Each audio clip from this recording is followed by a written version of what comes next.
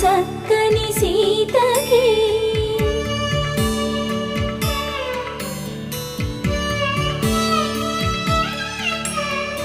ఎర్ర జాబిలి చేయి రాముడేడని అడుగుతుంటే చూడలేదని పెదవి చెప్పే చెప్పలేమని కనులు చెప్పే నల్ల పూసై